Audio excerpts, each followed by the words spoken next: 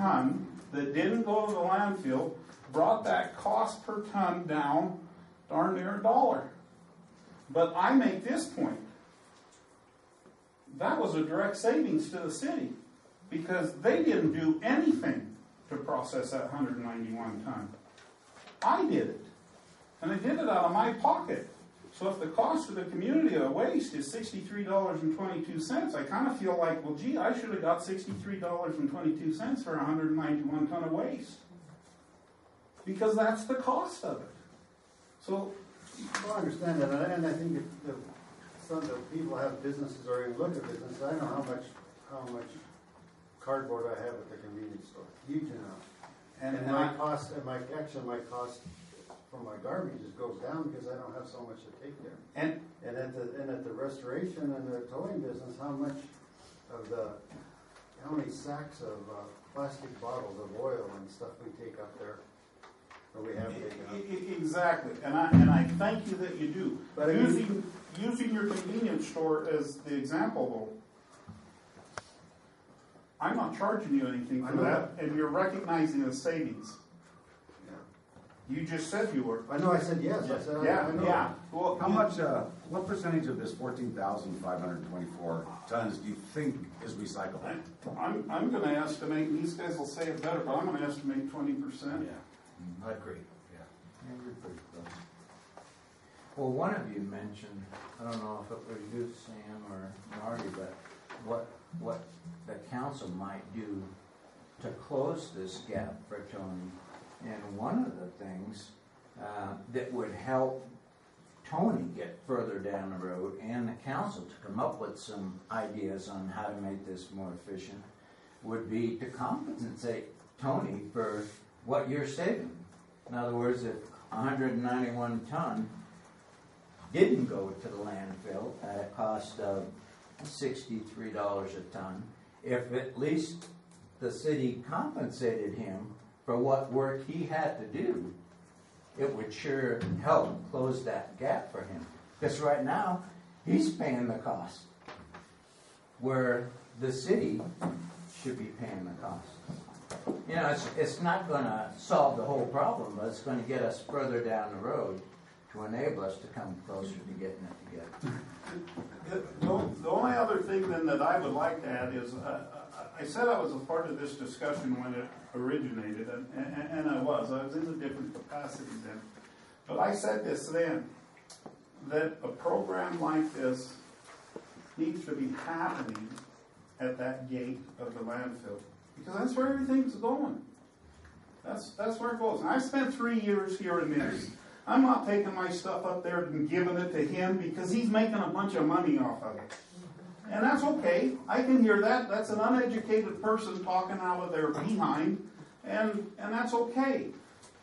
But you have the real picture in front of you right now.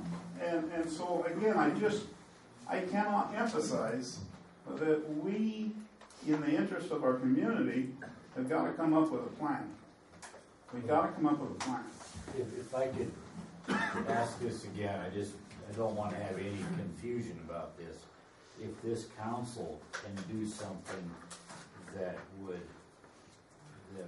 increase the amount of cardboard, for example, going to you, if we could do something that would, I don't want to say force people, but discourage them from bringing the cardboard into the landfill and putting it into one of your dumpsters, would that help you?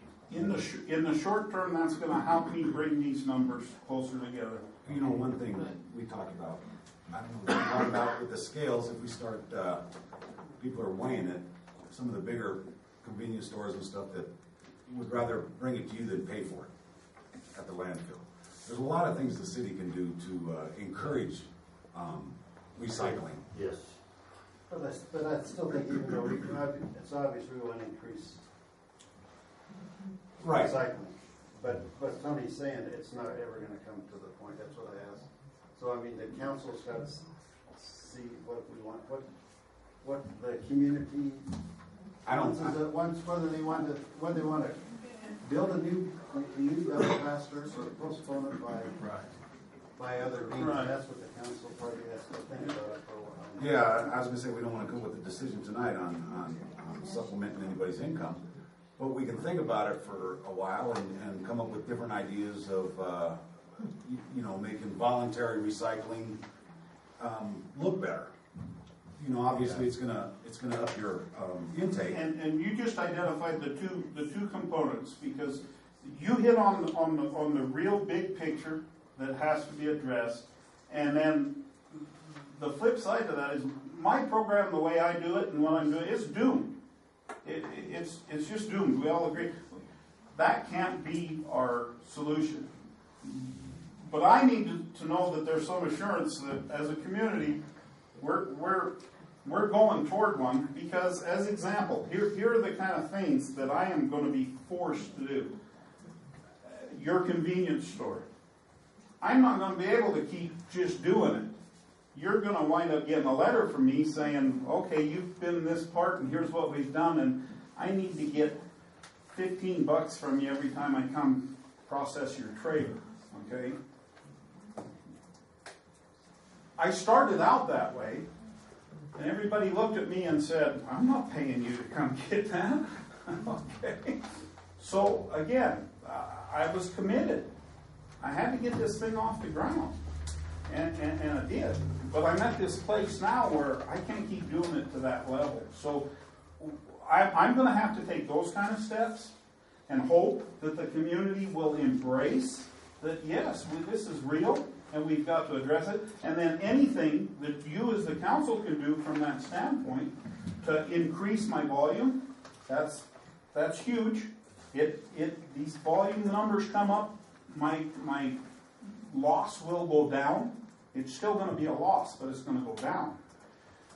I guess the handwriting's kind of on the wall. I guess that's what I'm saying. I'm still committed, and I'm going to keep after it. But there's a D-Day out there.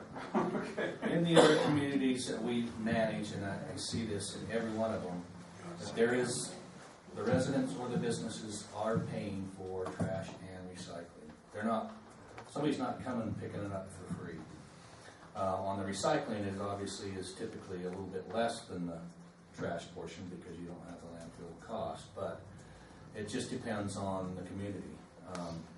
So there is no free, it is a cost. The cost is a cost, whether it's recycled or it's landfilled. So he's been doing it for quite a while. Maybe you could come up with a plan, what you'd like to see us do, and tell us what the bottom line is, monetary price per ton, that you would have to not reach D-Day. Bruce, can I cut in? Yeah. Don't ask him to come up with a plan, put him on the spot right now. What would you suggest we do? You've seen a lot of communities. There's a lot of things that you might look at as a community. And I say that because you know your community better than anyone. You know what your population is, what your population increase is, which would give you a better picture of what it's going to look like down the road in terms of the volumes that you're going to have. And at the same time, be thinking about the cost involved and how you can spread that cost out where it's not just on a handful of people right now. A lot of the cost is on Tony. But it could be spread out. A lot of communities will look at different ways to offset that cost through the numbers on the community. Whether it is, a $10 or $15 charge every month for just a recycling can, or if that didn't work, to be able to just look at the overall cost. What it's going to take to close that gap. And then just look at all the residents and say, well, would $5 a month, $10 a month, or whatever, be enough to offset that cost? And then don't forget the fact that the more of that material that goes to the recycling center is that much less that goes in the landfill. And if you could extend your landfill from 30 years to 40 years, that's putting off a lot of expense. And you don't even know if by then the state's gonna allow you, or the federal government's gonna allow you to have an extension on your landfill. So there's a lot of things down the road that could be total disasters that you could be working at now to offset that. So just a little bit from everyone could make a giant step in getting down the road to where you want to be. And you gentlemen are pretty comfortable, confident of that 20% number? You know, to me, 20% for what I know is probably easy material, Okay. you know, so I would be comfortable with that number. Could it be more? Yeah. With the, you know, I'm not in favor of commingling trash with recycling.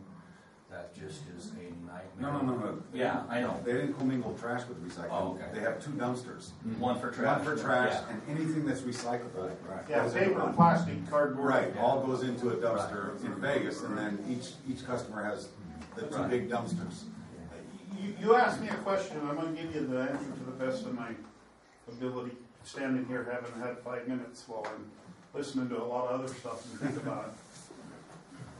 And we have an example. I was at your last meeting, and the reason I was I had a business associate that was pursuing the metals that the landfill produces. Okay, so there's a perfect example of how we adjusted how we operate our landfill to address something that had a value that up until that adjustment had been going into the waste stream and getting buried. Okay, you identified it. You didn't do that for free, because you have a cost associated with the fact that you got to deal with that metal when it comes through, and you do. But you made a choice to deal with it this way, because if we do that, we can go out, and there are people out there that do this kind of stuff, and they have an interest in trying to garner that value back, and when they do, we're going to get something. That's exactly this. Exactly. It's recycling. That's what it is. So, can you do the same kind of thing with how we're functioning at the landfill now? Can we say, in the same way that we said metal no longer goes over here and gets buried, we're going to say plastic can no longer go over here and get buried. We're going to change our method of operation to siphon that out. And then whether you're going to have to do a bunch of cost analysis and come up with a plan of how you do that.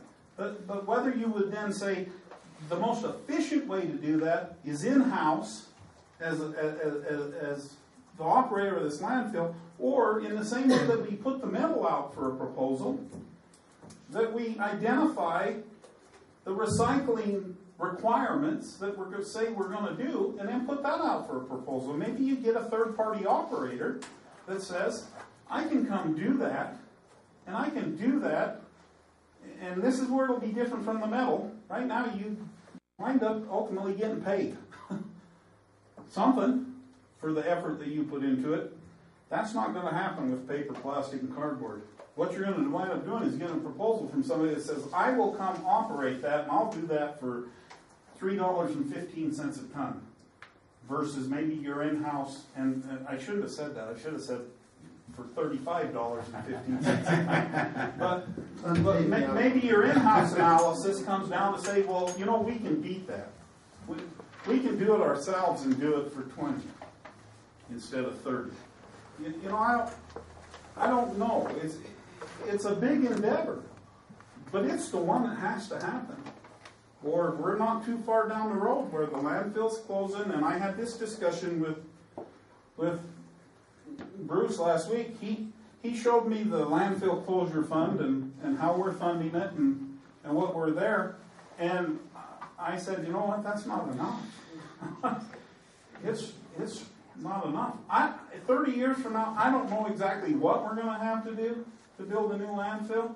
But I know if whatever it is, if we had to do it today, you're not going to do it for $1 million. But that fund's just to close the one. we Correct. have. I'm And not there, sure. there you go. I mean, that's That's what you need to look at. But part of closing the one we have is we gotta have some place to take our That's trash. the county's problem. Yeah. And now, here, this is what I wanna say. I told you I was born here, lived here, raised here, don't wanna go anyplace else. I was a 19-year-old man, fresh out of high school, really had a strong back then, and I poured lots of concrete and worked like a dog, and I've always been a recycler.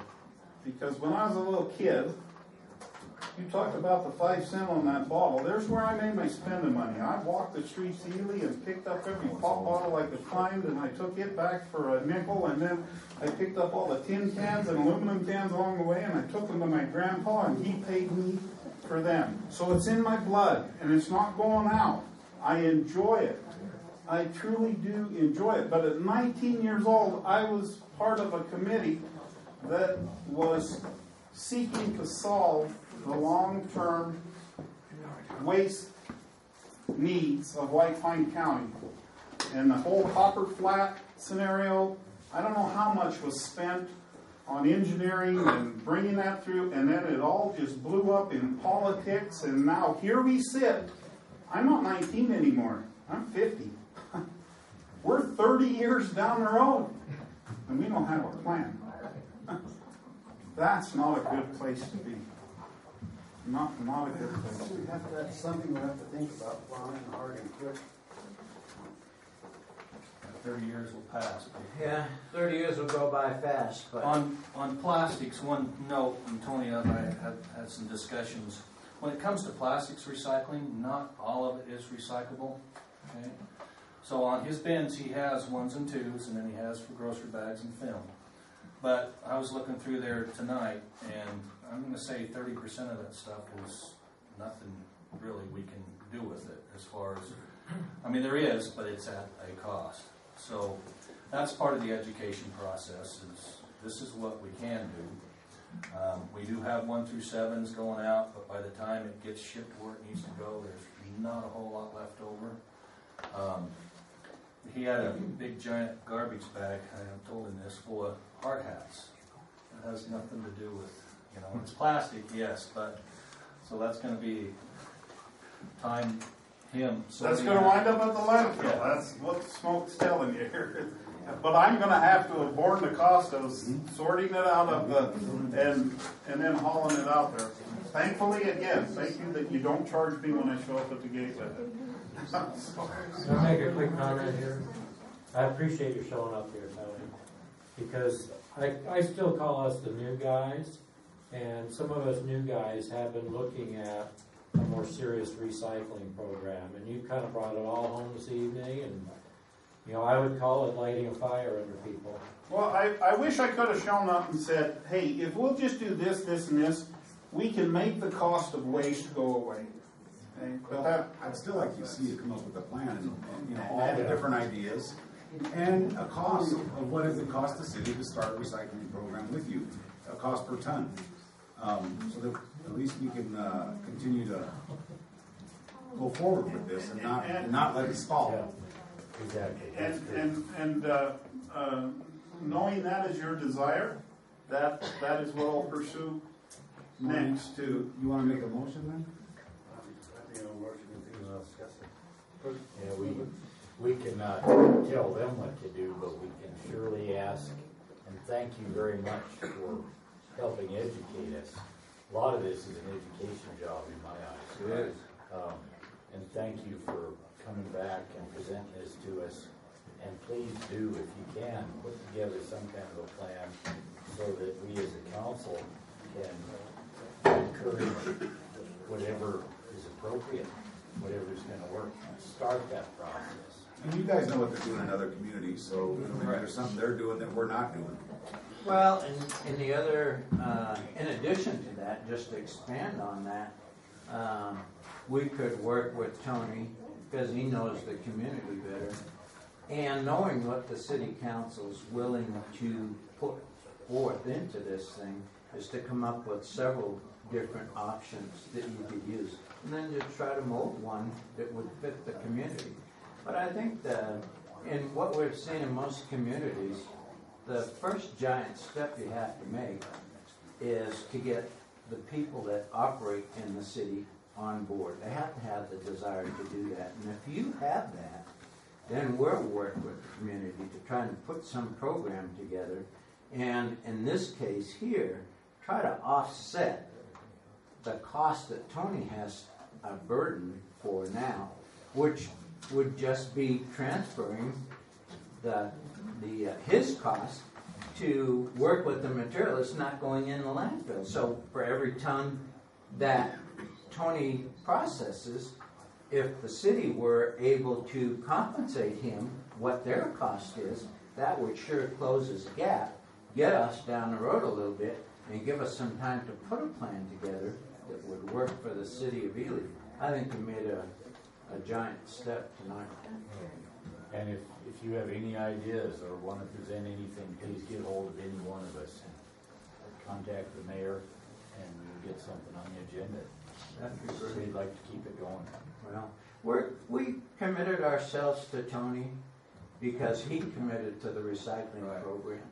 And we told Tony, if you need any help, if you need any guidance, we'll come down here, and that's why we're here tonight. And if you have a meeting monthly, and we have some new information to bring to the table, some other, options or proposals to run those by you, we'd be more than happy to do it. Thank you. They've been good to their work.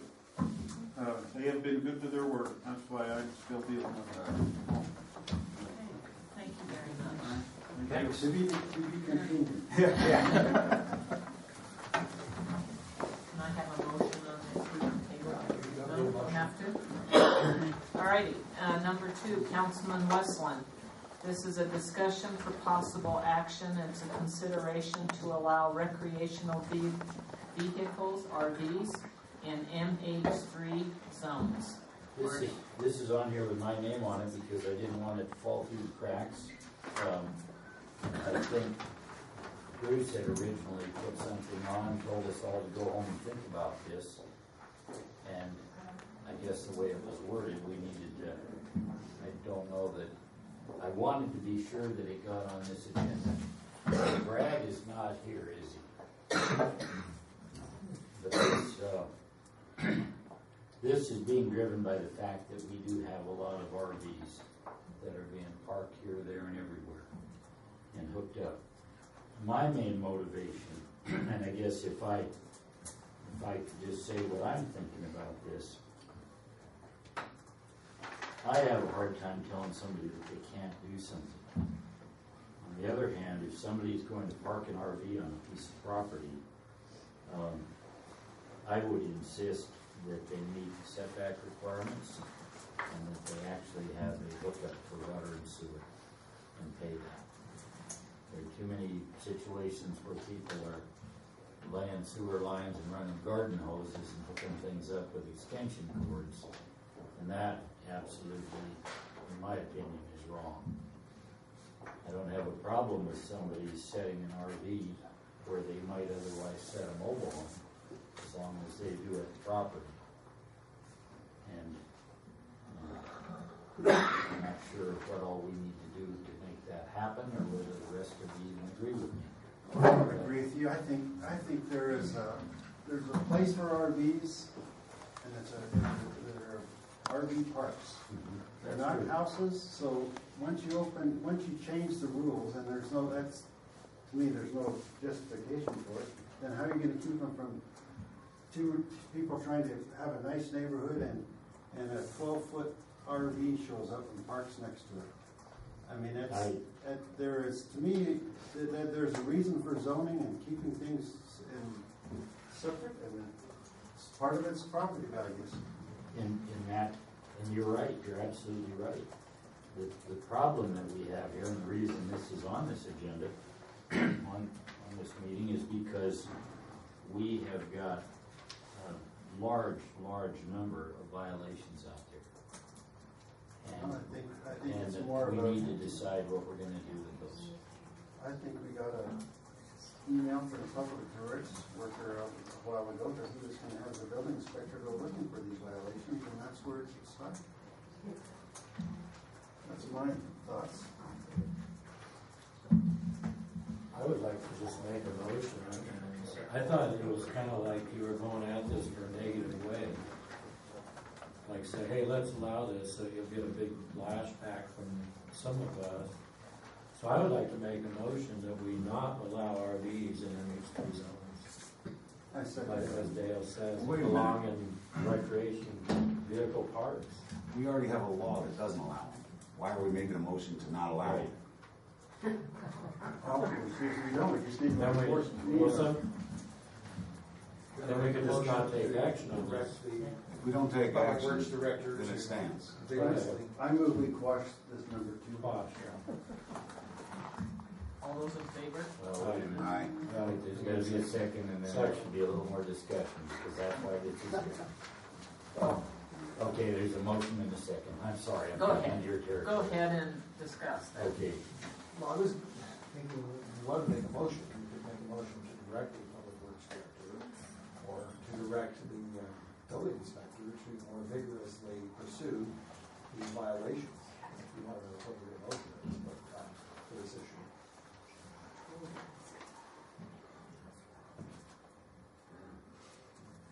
I'm not sure if that takes care of this.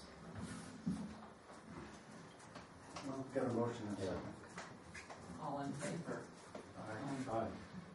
Opposed? What was the motion again? Quash. Quash. Aye. Okay. Opposed? no. No. All right. It's quashed.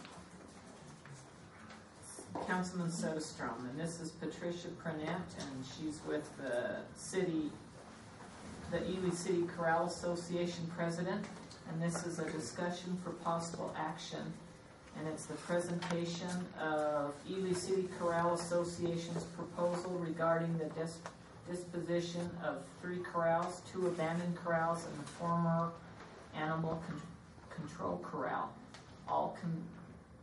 and consideration of all proposals regarding the same. Go ahead.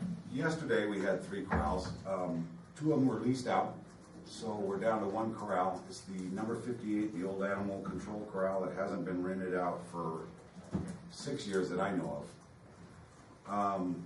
We want to get that rented out so we can start collecting money on it for the city. The Corral Association has volunteered to go in and make it rentable at their expense, and they would collect their money from the person that decides to take it over. At no cost to the city, the only thing they're asking is we give them till August to find somebody to lease it. It's not rentable the way it is now. I think if it's our corral, we already collect money from the corral people, why don't we have them fix it? We don't Ours, collect, we do, corral owners pay a yearly fee. right. Okay, we already have money there for benefit of the corral. Let's use some of that money and fix it up and not have them collect anybody and get it so it's suitable to, if they want to do the labor, we could surely use the money we collect to, fix up that corral and, rent it out. Well, their idea was the money that they collect for fixing it up, they would put back into the arena and round pen. Yeah, we go back into the association, so we can afford to fix things as we have been. I'm not sure what you're suggesting. I'm just suggesting that we just have it, we have to take it out of their fund and fix the corral. I didn't know they had a fund, Yeah, how much do we collect in your fund? $6,960. but that goes into the general fund. No, that's the budget, Yes, and I do believe that if we looked into it, Randy, right, we're supposed to allot so much of it for the Corral for the Association, corral right? association, for expenses. Oh, how much is in their fund? It's news to me. Yeah, me too. You talked about it at least. Right now, it's at 50, I think 50, I do believe, I don't have the numbers in front of me. Because she did send me a list of supplies they needed, and that was a way of trying to get the money. Because I think, what, they were requesting for paint for the arena? For the arena and round pen, we've got 4 panels in the Yeah, arena, with Randy on that. and that's like $250 a panel. Yeah, and I told him to go ahead because we looked into it and it was supposed to be some sort of an allotment, What's that? like a percentage of what. That's news. Thank you. If it's a city property, we should, and it's something that we need to maintain so we can actually put it out, we should be paying for that, not them. Like we would a park. Yeah. But the corrals Yeah, aren't part of the park. it's classified that I as know, a but they're, As a park. And so, I mean, we keep some of the money, we collect, but some of it should go back to maintain that facility. And by fixing up a corral that we already had, besides that, it's one we had before. Well, you have pictures of the corral in question. I know, I see that, but we just need to fix it up, and they shouldn't be involved in collecting. Doing something for that, city to rent out and collect money from someone else. We should just pay for the cost of it. would the association be willing to provide the labor? Labor and cost. No, We'll pay the cost. we should, reflect the money, we should be paying the cost.